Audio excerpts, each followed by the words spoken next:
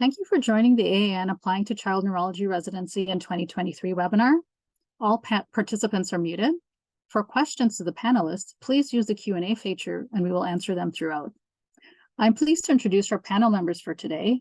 Our moderator is Dr. Erin Nelson, Program Director at NYU Langone Health.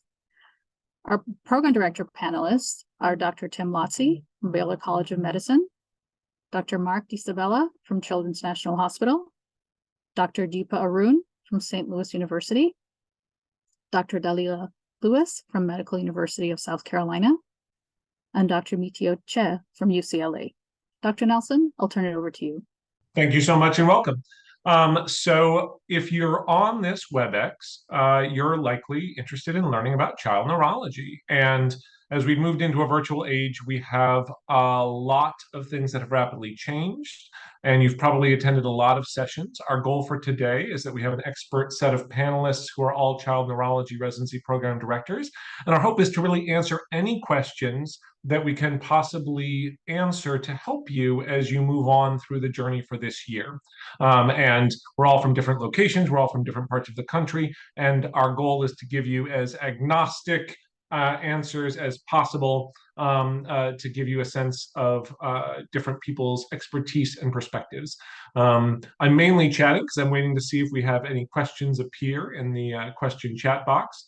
If none do in a moment, then I'll probably start turning things over to some of our panelists to introduce themselves and give some good general advice or guidance as we are starting in the interview season. Since we don't have any initial questions, I think I'll probably just turn things over to the first person I see next to my screen, Dr. DiSabella, just to introduce themselves and to maybe say something that you think would be useful or helpful as people are preparing on this journey. Sure, thanks. So yeah, I'm Mark DiSabella. I'm the program director at Children's National in Washington, D.C. for somewhere between 10 and 15 years. It's always hard to keep count of those things. But it's, I think, just an outstanding profession. And so for everybody that's trying to learn about this or has already decided to have a career in it, I think it's just a really fulfilling job when it comes to the end of the day. And I think my thing I'm looking for in applicants is honestly just a genuine enthusiasm about the profession and also just really trying to understand who individuals are. I oftentimes lead kind of our sessions with everybody that's interviewing with us is very likely to match. And so the process is really about trying to find the right match for you. And so what programs can support your needs the best and which programs do you fit into in terms of the culture and the city? And I think those are the best simple pieces of advice that I could offer. Great, thanks so much. Dr. Arun, if you could introduce yourself and then just tell us a little bit about sort of what you think might be useful. Sure. Thank you, Dr. Nelson. I'm Deepa Arun. I'm thinking as I speak that you're not seeing me in real time. There's a lag. I still feel that. But anyways, I'm the program director at St. Louis University. And recently we've kind of been merged with SSM Health. So we're now at SSM Health Cardinal Glennon and St. Louis University Hospital.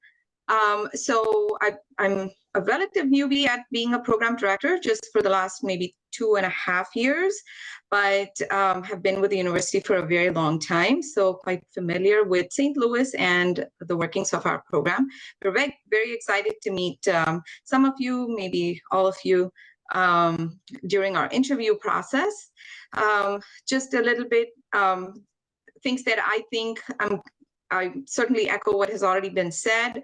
One of the things, especially if you're, kind of starting off this process and undecided about what your future might look like in 5 years, I think it's a good idea to kind of see what the graduates from the programs that you're looking at have done in terms of versatility of practice, fellowships, things like that. As you look into a program, that might give you an idea of how you're trained when you're with a program.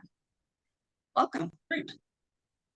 Dr. Che, can you introduce yourself and then just tell us a little bit of what you think might be useful for applicants? Sure. My name's Mitio Che, and I'm the program director and have been at UCLA for the last, I think, 7 years. I think similar to Dr. DiSabella. I can't remember exactly how many years it is. when we start each recruitment season. I'm really excited because the application's open today. Something that I say very frequently on interview day really echoes kind of what Dr. DiSabella already said, which is you really should look for a program where you feel like it's the right fit. The program is likely doing the same thing. For me, I'm always looking for who's going to fit into our family best. Many of our residency graduates have gone on to stay as faculty. And so I want to know that I would like to work with you and you would fit into our family for the next 5 years and maybe even beyond that. So I think that's very similar to stuff that's already been said, but that's my kind of big advice going into this season. And I'm going to encourage, because people have started putting questions in the question and answer. So I'm not going to neglect Dr. Lewis or Dr. Lotzi, and I'm going to do the same as we go on through the rest of this hour. But for now, I think we'll start with the first question we got, which is really, when is the earliest that applicants can expect to receive interview invitations? And so if some of you could let us know what your timeline looks like and when you send those out.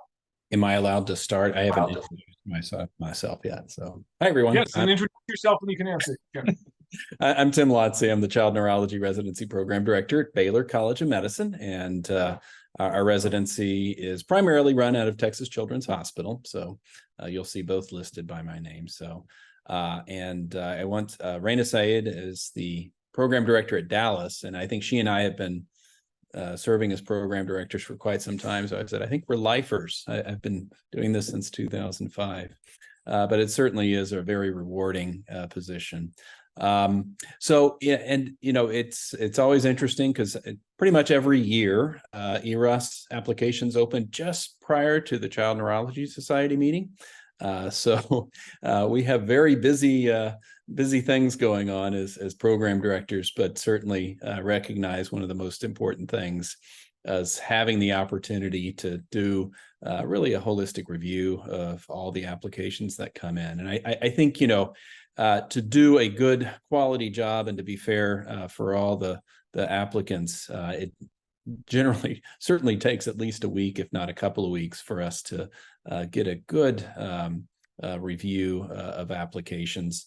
And it's typically not just the individual program director. It's often several individuals from the institution as part of the recruitment committee or associate program directors and such. So while I know that there is a lot of anticipation and wondering it, please do give some time. And I think we've typically talked about a 2-week window. Correct me, everyone, if I'm wrong on that, but I think that's been about right.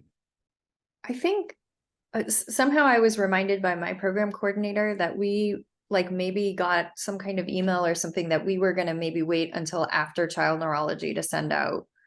Not just internally, but I think it came to a number of institutions that we were going to wait until at least Monday, the 2nd, and beyond that probably. But that would be 2 weeks from now, I think, right? Yeah, I think no earlier than or not the 2nd, the sorry, 9th or 9th. Sorry, yeah. Yeah, not earlier than the 9th, I think was what the email. And I think what's kind of useful for applicants to know is that, we are not operating as individuals in a vacuum. We are a community of program directors. And I think one of our main streams of communication is through an organization called Professors and Educators of Child Neurology, which in fact meets annually at the Child Neurology Society meeting. And it's through that meeting, but also ongoing discussions over time that we've kind of, as a group, thought about this time window that allows all programs to have the opportunity to review applications. So the next question I'll read, and then I'll throw it first to Dr. Lewis so that you can also have a chance to introduce yourself. The next question is about applying to multiple different residency tracks at the same institution. So in this example specifically, applying to both general pediatrics as well as child neurology. In other instances, people might consider other different tracks or multiple tracks of child neurology. And how, as program directors, do you view that, with the understanding that some people might have geographic constraints or other reasons why they are very much targeting a specific area? Dr. Lewis. Great, thank you. So I am Dalila Lewis. I am the program director for the child neurology residency at the Medical University of South Carolina in Charleston, South Carolina. And it's my pleasure to be here with you this evening. Start off with it's a really great question, and it's a challenging one to answer in the context of certainly I would encourage everyone to apply for the programs that they are interested in. What I would state in the context of applying for multiple programs, and generally, I think that when you are approaching things from that perspective, I think it's ideal to have your letters of recommendation reflect. It looks like I just lost my video. I apologize, but it's ideal to have your letters of recommendation to the individual programs or institutions that you're interviewing with ideally reflect the residency that you're applying for. But recognizing that there is overlap between neurodevelopmental disabilities, and there's overlap between pediatrics and adult neurology and those kinds of things. So it's certainly, I wouldn't say that it raises a red flag, but it is ideal if you're with your letters of recommendation that they are concordant with the program that you are applying for.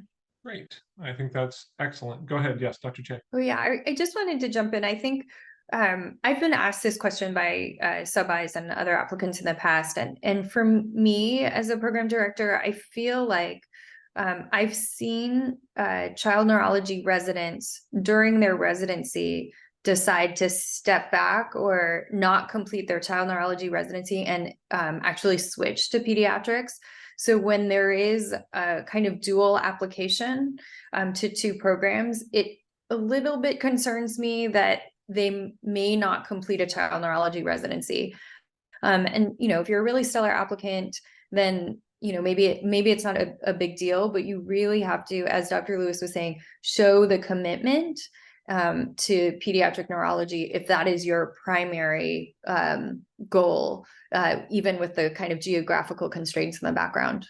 Totally. I think transparency is a good policy across the board. It will always help you if you explain sort of more what you're thinking. Both Dr. Disabella and Dr. Lotzi have additional thoughts. So Dr. Lotzi, I'll have you jump in. Yeah, and this maybe to offer the other side of that picture. So, I've talked to medical students. I said, child neurology and NDD for that matter are somewhat unique in that you are making an earlier decision than any other pediatric fellowship. And I think especially as medical students are trying to perhaps decide between child neurology and NDD, and we get dual applications, I don't necessarily see that as a negative. I see an individual that is exploring those two options, and as they learn more about a program, might make a decision, which is theirs, honestly, to make. I would also note that at least we have some pathways, a basic neuroscience pathway that's separate from what we call the general child neurology pathway. And we invite those applicants who are in the basic neuroscience pathway, typically MD PhDs, to certainly apply to both programs so that they have the opportunity, again, to make their own decision as to which path they may follow. And then finally, as you said, I think transparency. If an individual is, for one reason or another, highly drawn to a particular geographic area, and it's honestly critical for their own personal needs to be in that area, I can understand how they might be applying to not only, say, child neurology, but also pediatrics. But having that transparency, I think, is useful for that applicant. Now, Dr. Lotzi, you brought up a very interesting point, which is specifically the specialized research track, where trainees can take an additional or a different year of research rather than one of their 2 years of pediatrics. I'm going to return to you on that in a moment because we had some questions about that. But Dr. Disabella, what did you want to add? I just wanted to bring up that over the past several years, we've seen a reduction in the number of advanced and reserved slots that are occurring across the board. And so just people do use some caution with that. They're still available, and periodically we all have real life happen in our programs, and that may open up a reserve spot down the road. But the ability to rely on that as a pediatric resident, maybe intending to do all 2 or 3 years and then go into child neurology, unfortunately has become, I think, more difficult as we've just seen this national trend to increase categorical positions overall, which I think just is helpful for applicants as well, simply that they can kind of set their roots and really have a family in their first year, and that goes through all 5. Yeah, I just wanted to reinforce. So, in programs where we do not have multiple tracks, and we also, between program directors, we also communicate with each other. So even if, say, I am favorable about an applicant, maybe some of the other program directors won't. And if it comes up either in conversation or if they find out, maybe it'll be negative on 2 counts rather than just to be aware that, there's multiple people making the decision here, especially being a categorical program matching with pediatrics as well as neurology. So I want to just keep that in mind. Great. And we've specifically got questions wanting to know a little bit more about the year of research versus the 2 years of general pediatrics. And I would caution people to know that this is something that has to be arranged in advance. You cannot just slot in any year of neuroscience research. Dr. Lotze touched on this, so I'll return to him first. Do you have any advice for people who are considering those different tracks? It can vary from one program to another as to how that track is offered. I think some institutions have it as part and parcel of just their child neurology track, and it's a discussion that's made at the time of the interview with the applicant and so on as to whether or not that might be a possibility. Other places, for example, at Baylor, we have 2 separate track numbers in the match, and we again specifically are recruiting in that pathway MD PhD applicants. Not to say that sole MDs could not necessarily pursue that track, but it is a basic neuroscience research track, meaning it's not one that, in my understanding or experience, is identified for, say, clinical research. That question sometimes comes up: can I do a year of clinical research? And I do not believe that the ABPN, who approves that year of research, has recognized clinical research for that purpose at this point in time. There are a variety of different ways in which the basic neuroscience pathway can be done. When it was initially developed, it was designed as doing 1 year of pediatrics followed by 1 year of basic neuroscience research, and then the 3 years of child neurology. It since has allowed for a little bit of being different, and in fact, how we have done it, and I think has worked fairly well, is 1 year of pediatrics, 3 years of child neurology, and then ending with 1 year of basic neuroscience research, which often works fairly well for those individuals to truly help to launch their career into basic neuroscience, which is what that pathway is designed for individuals truly wanting a career with at least a large proportion of their time in the basic neuroscience world. I will also finally add that sometimes we get questions, well, just a year of pediatrics, is that enough for my pediatrics training? And yes, it is. And I liken it to, well, adult neurologists, they're just doing 1 year of, say, internal medicine. And likewise, at most institutions, I think you get high quality pediatrics training that provides you with that good general scope of pediatrics. Plus, as you go through 3 years of child neurology, you're interacting with generalists as well as specialists. And so you have ongoing training in the pediatric subspecialties. And not being eligible for ABP boards, which has been a topic of discussion, is really not a big deal in child neurology. Yes, many of our trainees, even if they're eligible, not all of them sit for the general pediatric boards when all is said and done for their training, even if they're eligible. There are a number of questions that specifically get into how to know which program to apply to. And this has a lot of historical context for child neurology, which used to be considered primarily a fellowship and now is a core ACGME residency. And there's 3 different tracks. There's the reserved track, the advanced track, and the categorical track. And there's questions specifically about how to figure out which to apply to and whether or not you need to apply to a program's pediatric track and their child neurology track. And since they're different, I was hoping that some members of the panelists would like to explain those different tracks. I will, if no one else. So I think I think Mark was mentioning it earlier, that we're seeing really things shift largely towards the categorical child neurology pathway at many institutions. It is certainly dependent upon the institution, and largely what you will see, if not the categorical tract, is the joint advanced track. That is becoming less common, but it's something that is, I would say, often driven by the Department of Pediatrics or the residency program. And joint advanced tracks require an application to both the pediatrics program and the child neurology program, because it is a joint type of match. And what that means is that for applicants that are looking at a joint advanced program, what you'll see on your rank list is that you put down your ranking for the child neurology program. And if it is a joint advanced program, then there will be a little pop-up that shows and says, well, now what are your rankings for where you might want to do your pediatrics training? And so you essentially have two matches going on there, one for the pediatrics and then one for the pediatrics training. And of course, ideally, people want to do their pediatrics training where they're doing their child neurology training. So that tends to be the first option for their pediatrics. But there may be reasons that you want to do pediatrics somewhere else for family issues, or a spouse is finishing a program in another city. And so that advanced track does allow for that potential that you can say, well, I'm entering pediatrics say in Houston, but I'm really looking to do my child neurology in Children's National or somewhere if they have a joint advanced, as an example.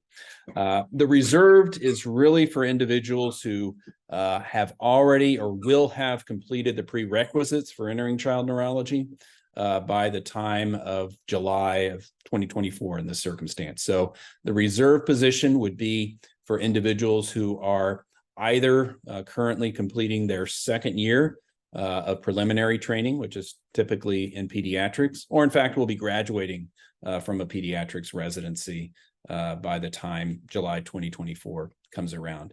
To say it another way, the reserved position is not for people who are only in their 1st year of training, meaning they're only completing their intern year by 2024. You would not be able to get a matched position in the reserved category at any program.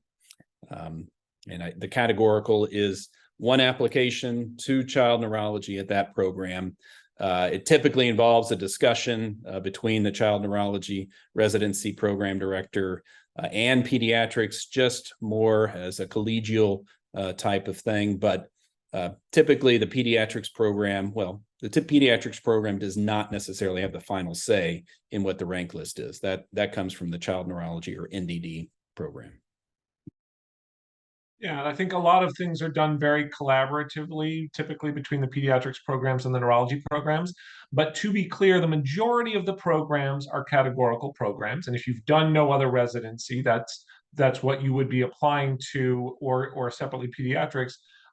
If you're just applying to a categorical program, which is most of the programs, it's a single match. It's a single match in the NRMP, and it's a single application in ERAS. If an individual program is doing something different, you could talk to them or ask them, but the categorical program is a 5-year core ACGME residency. So questions about individuals who are international medicine graduates. And so And feel free to elaborate in either the chat or the questions as to why you have this concern, but they specifically want to know what our recommendations would be about applying not only to child neurology programs, but separately to preliminary pediatric programs simultaneously. We touched a little bit on doing that at the same institution, but I think this is more asking in general thoughts about applying to those different programs. I don't know, Dr. Arun, do you have any thoughts? What we look for, as all of you, is commitment to the field. And once we're either sponsoring an international graduate, their visa, what have you, our hope, and of course for our profession, is that we're going to be training them towards becoming child neurologists. And we have pretty significant concern when either their commitment does not come through in the form of letters of recommendation, or if there is some suggestion that they will be applying to pediatrics. It's not the most favorable situation. We understand that that happens. But as a program director and several of my colleagues, when we do discuss that, it is something that comes up when we rank them, that we do keep in mind.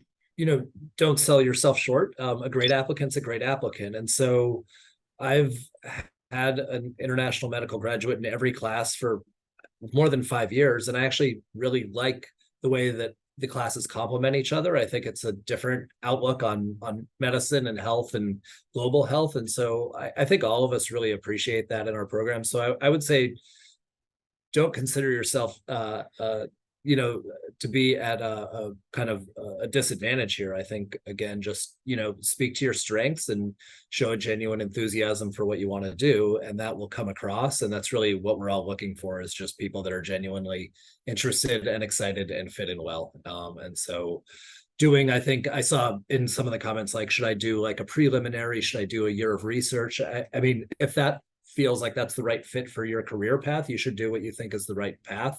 I think we all like people with varied paths. I have people that, lived a whole other life before they came to medicine, and that's not a negative to me. And I have people that skip a year or two of college or medical school, and that's not a bad path either. I think it's just individualized, and all of us, because our applicant pool is small enough, as I think maybe Tim mentioned earlier, we really review the whole application. Like, we have the ability to do that. I don't need to use filters. I review every PDF from front to back because we have time to. It's a lot of time, but I think that's how we get the best applicants. So I think we all pretty much do that.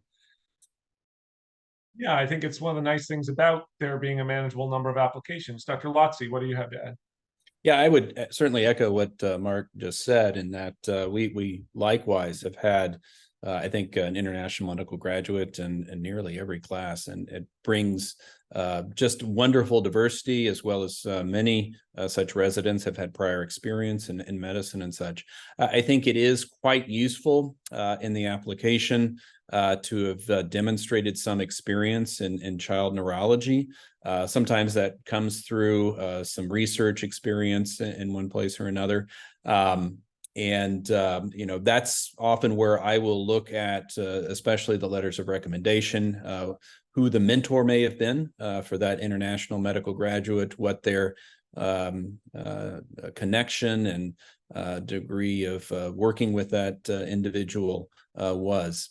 That being said, if you were to look at the match statistics, I understand the concern for international medical graduates, that it can be more difficult than, say, a U.S. medical graduate. And that's where sometimes it can make sense to consider a general pediatrics pathway, and then move into child neurology from there. That has the additional benefit, in my mind, of having experience in the American medical system, from which you can also get some good letters of recommendation from, be it the program director or other faculty.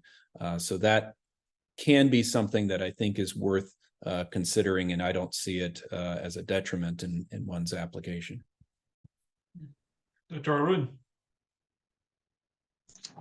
Yeah, I just wanted to add, yes, absolutely. We have several international graduates in our program, both faculty as well as trainees. But what I did want to emphasize, though, is when we're looking for a commitment, even if you've not had the opportunity necessarily to work in child neurology, wherever you've trained or since you've been here, it might be just important to mention that when you're interviewing, that the way you developed your interest, or this is how you would pursue it, you just haven't maybe had the opportunity to show that since you've been in this country or where you trained, because of the resources that have been available to you.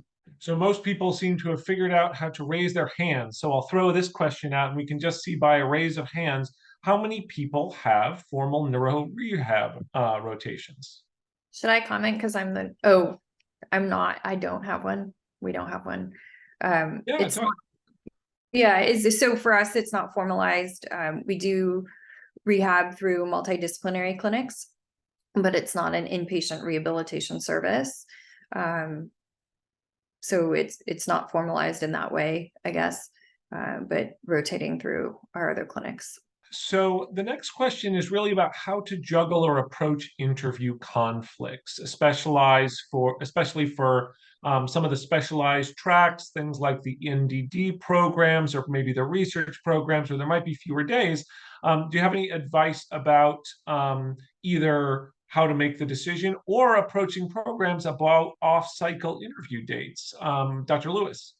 Yeah, so I think that certainly being having an open line of communication when there are conflicts, with the interview. I know that particularly can be challenging because our program, for example, there's a separate interview for the general pediatrics, even though it's a categorical program. Our applicants interview with the pediatrics residency team and program director, as well as ours, and they're often on different days, although in the same week.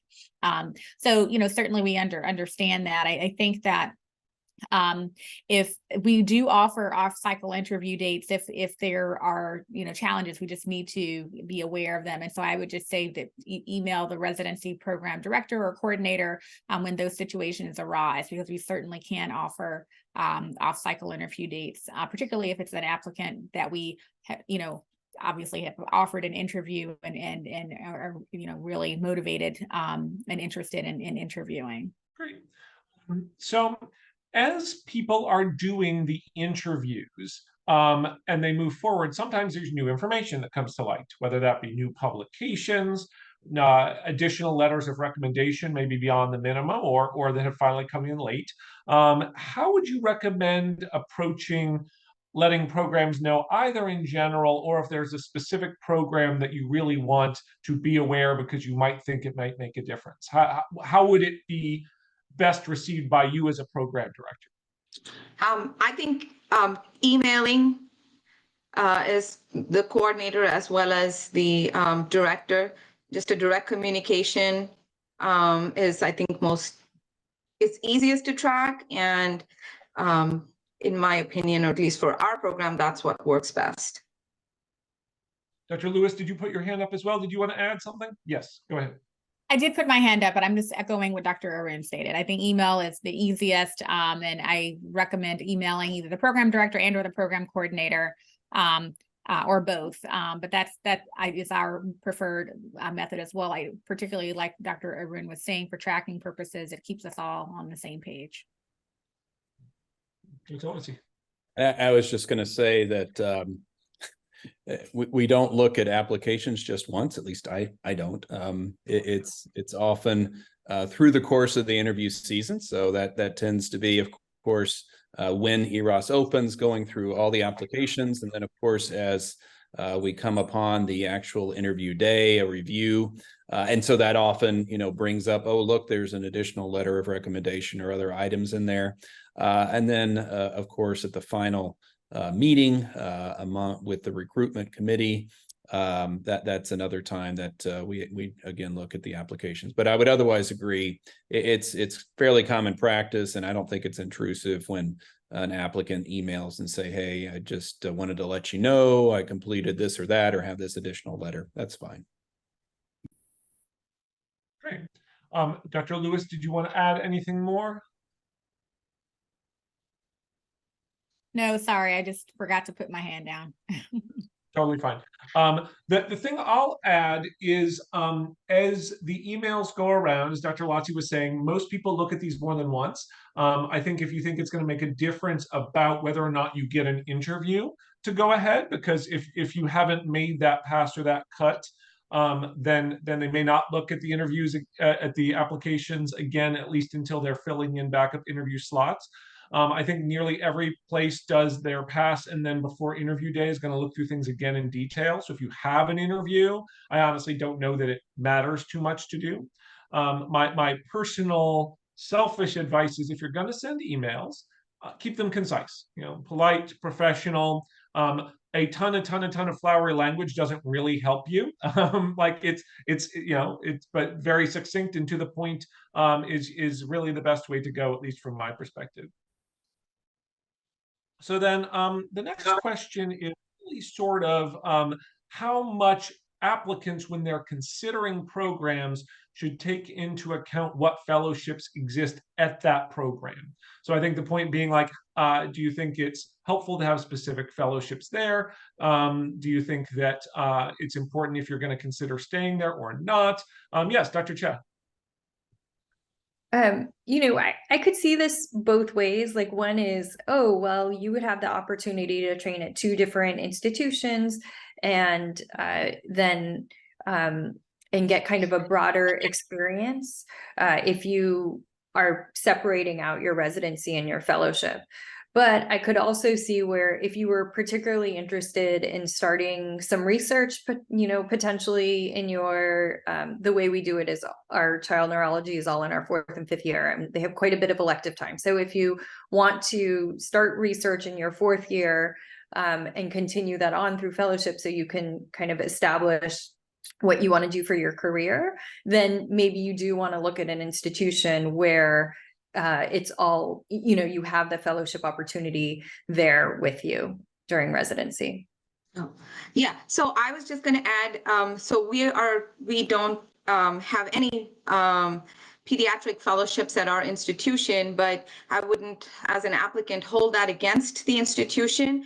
And I want to reference back to what I had initially said at the introduction, is to look at where the graduates have gone. That will give you a sense of, yes, if you were to pursue a fellowship in a particular area or a practice path that you haven't considered yet or may consider, looking at that track from that institution will help you decide too. So it doesn't necessarily mean that if the fellowship is not necessarily offered, that you wouldn't be ready for it in some way.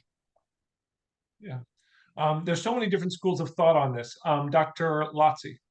Yeah, I was just going to add that if you are interviewing at a program with fellowships, I think one of the other important questions is to ask, what is the role of the fellow? How does that impact the opportunities for the residents? So if, say, a program has a movement disorder fellowship and every single tic Tourette patient is going to that movement disorder clinic, that may impact your training experience. So to think about it on both sides in that regard. Yeah, it can be a positive or a negative when you're talking about procedures, in terms of the patients, in terms of who's available to teach. So there's situations where it's a positive and maybe not so much. Dr. Che. Sorry, I had one other thought, which was that, some programs may also be flexible in that if you wanted to build your own fellowship, you may be able to do that. And I speak from experience because I was the first sports neurology fellow. And so there was no such thing as a sports neurology fellowship actually anywhere in the country when I did it. But if you want to do something kind of a little bit different, then you may be able to build that at the institution. So if that is something that you want to do, you want to ask that on your interview day as well during residency. The next question is getting a little bit more into, how much you're going to send letters of intent. And this is a sticky situation because there's very specific rules about communication and what should be done and what shouldn't be done. And so rather than throw that out to everyone, I would really sort of say I'd recommend talking to your medical school advisor about that, because there's very specific things.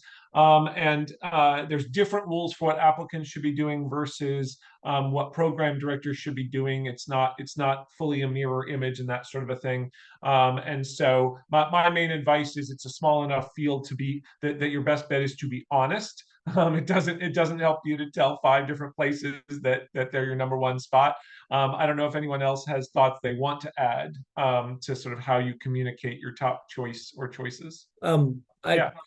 I actually dedicate a good amount of time during our interview overview session to specifically request that people do not send any information about their intent to our program, because I think it really, one is unfair to the applicant. And second is, I think, the NRMP really kind of provides some verbiage around this, saying that this is unnecessary and really only specific questions should be asked.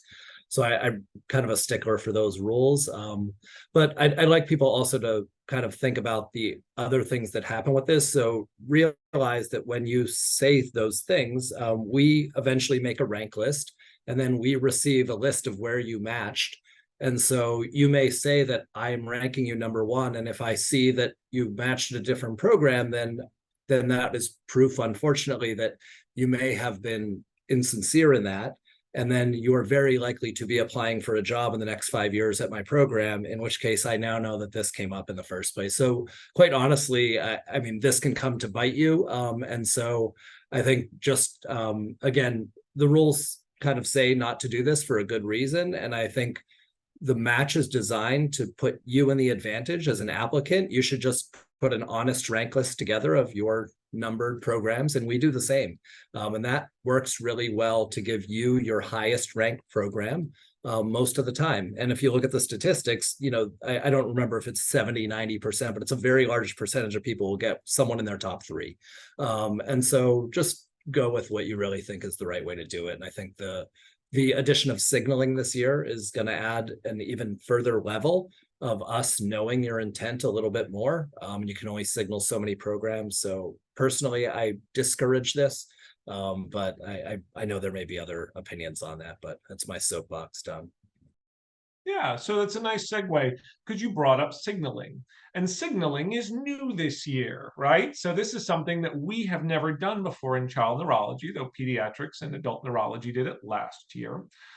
So just to set the table for this discussion, child neurology applicants are going to be able to have 3 preference signals, and then they can choose to prefer a specific geographic region, specifically say that they have no preferred region, or leave it blank. And so my first advice is to talk to your home program about whether or not you are supposed to use a preference signal for your own home program or not, because different places are currently giving different guidance for that. And you don't want to use up a signal, but you also don't want to send the wrong message and not signal someone that you're supposed to.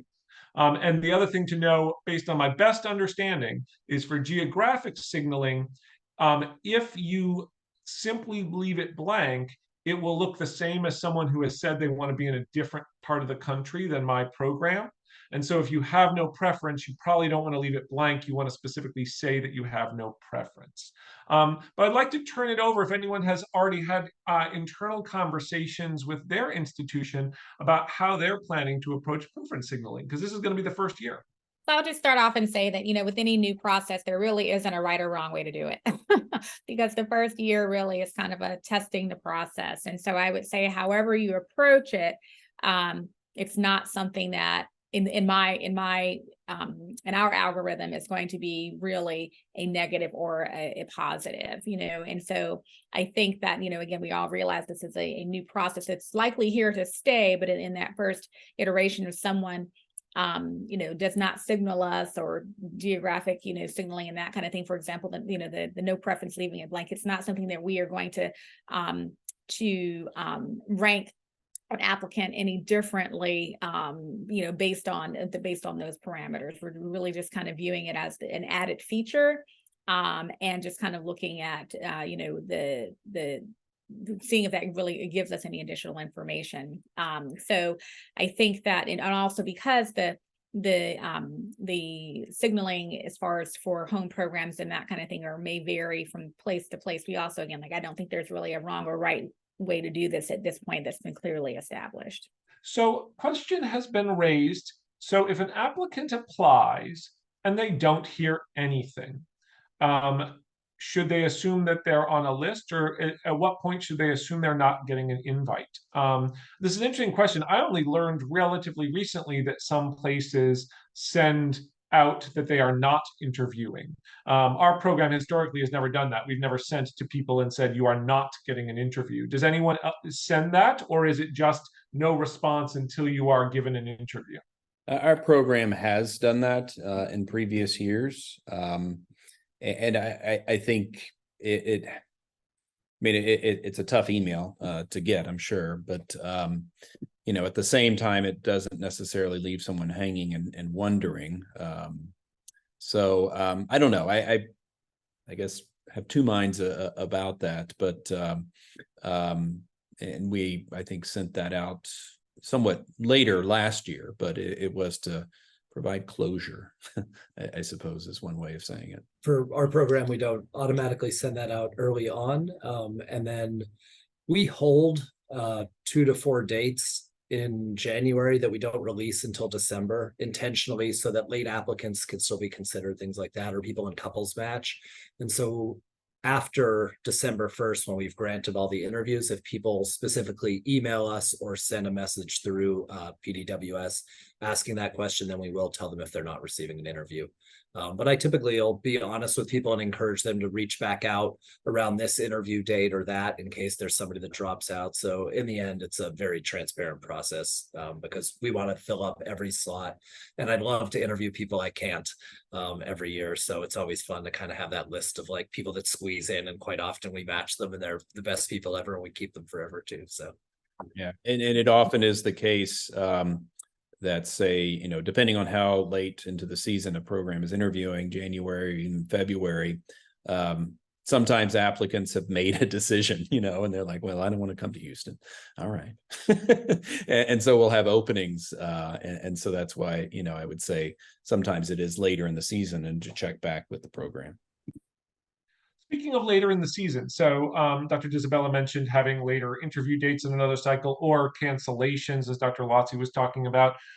For our program, and I think most programs, we only send out enough interview offers for the interviews we have. And since people do decline, then we will do a second pass. And for us, typically, that's when we pick up anyone who applies significantly after September 27th. This year. And so, but one of the questions for the panel was, what does it mean if you get an application that's after the first date that ERAS opened? How do you approach it, or when do you look at it, or what does that mean to you? I would say it's a matter of staying vigilant because just as the best applicant of the season may, in fact, catch an open slot at the end, the same can hold true for whatever reason a late application comes in. So I think there is a point past which the interview slots are going to be filled, so that's a potential risk, but we do try to keep an eye out for latecomers. Dr. Arun.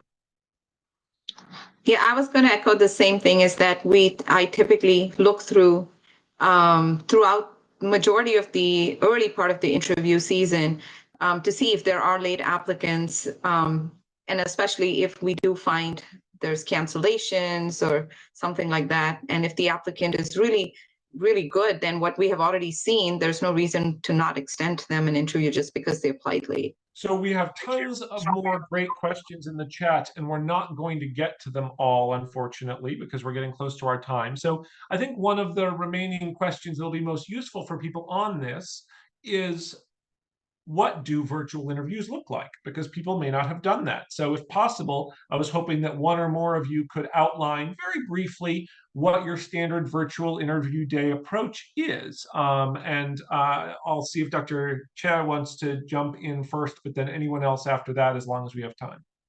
Yeah, thanks. So ours is a 2-day process. So you interview with peds on one day, and that's 2 pediatric faculty interviews. and also an overview by the program director, the pediatrics program director, as well as they do like a video tour kind of the hospital, since obviously you guys won't be coming to see our site in person. And then it's either the day before or the day after. You will be interviewing with us in child neurology, and usually there are 5 faculty. So sorry, I start the day with a program overview, and then there are 5 faculty interviews. We've kind of cut it down to being 20 minutes each, because I'd rather have more faculty meet you and not having the lull time in there. That often happens if they're a little bit longer. And that way, when we're making the decisions at our, at the recruitment kind of like meeting at the end, then more people have opinions and have met the applicants.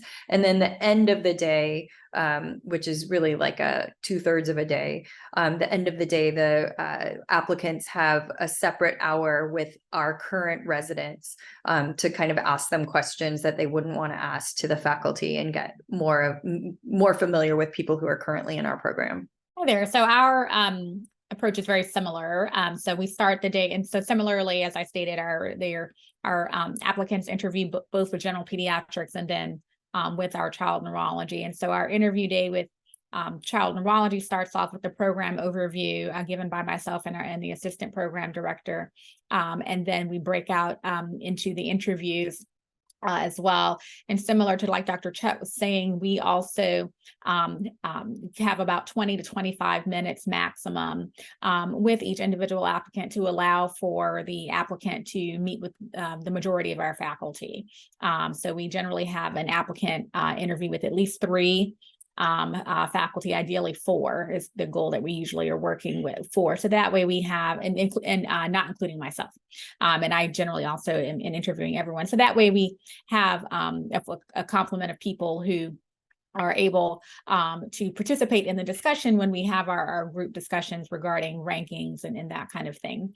And then we end the day with a group session with our residency program coordinator. And then in the evening, we do have a kind of a residency kind of hangout where our child neurology residents are available to answer, kind of any additional questions, or kind of have more of an informal process, or informal, I guess, conversation rather with the applicants as well. I'll just add a couple of things. Oh, sorry.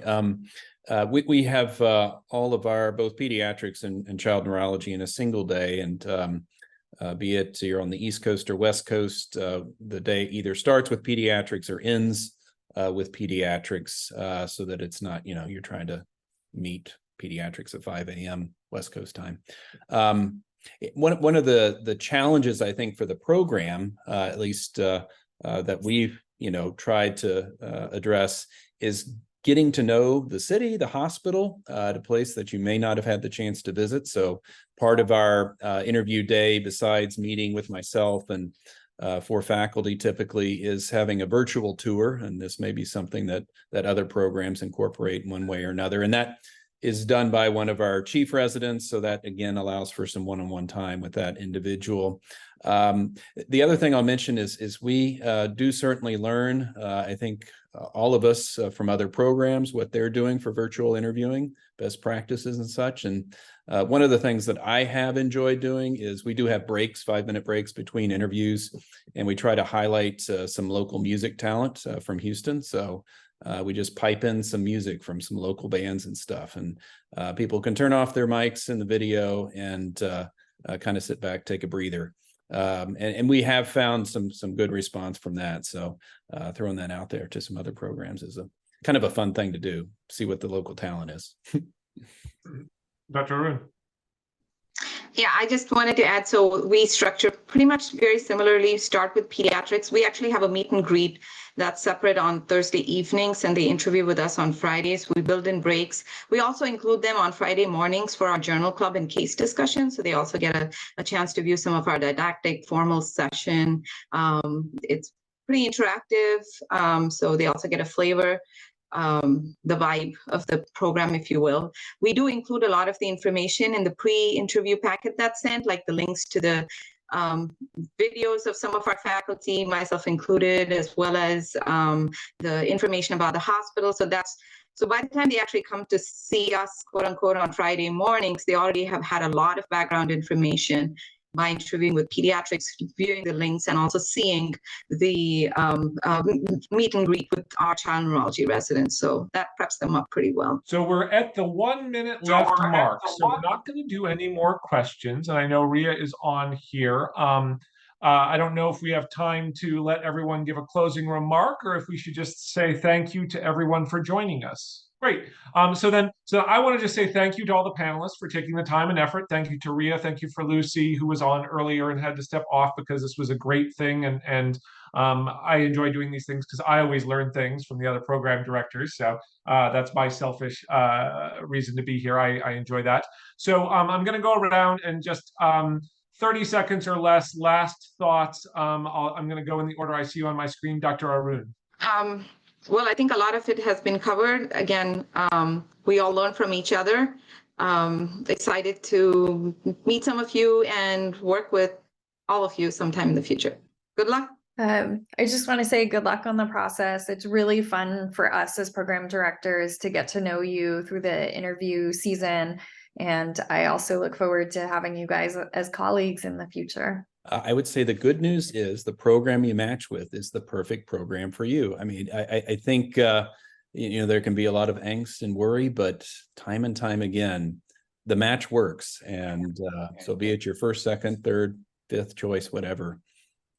Dr. Lewis. It's again my pleasure to be here as a panelist, and I would say it's really wonderful for you, the students and applicants in the audience. It certainly says a lot about your motivation already, and I would say kind of approaching the interview season to just present yourself, be yourself, and also to enjoy the process. The field of child neurology is very rewarding and wonderful, and it's a small world, and we're a close-knit community. And we're looking forward to welcoming you all to the fold. Last but not least, Dr. DiSabella. Might be least, but yeah, I would just say just have a lot of fun with the process, as everybody's alluded to here. It can be just that. And just be honest and genuine about your expectations. I think one thing virtual interviews have created, which is an advantage, is it forces us all to really show off what we can offer you the most. And you should be honest with yourself about what you need the most.